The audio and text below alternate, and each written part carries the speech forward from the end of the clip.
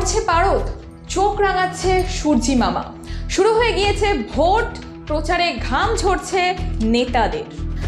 একদিকে শাসকের প্রচারে বইছে উন্নয়নের বন্যা, অন্যদিকে তা খণ্ডন করে নানা অভিযোগ তুলেছে বিরোধীরা।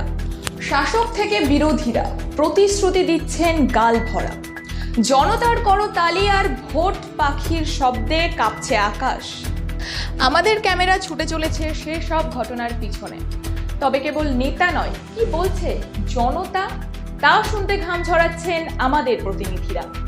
ভোটের মাঠের খবর নিতে আমরা আছি আপনার সাথে। নেতা নয়, আমাদের যোগাযোগ থাকবে আপনার সাথে।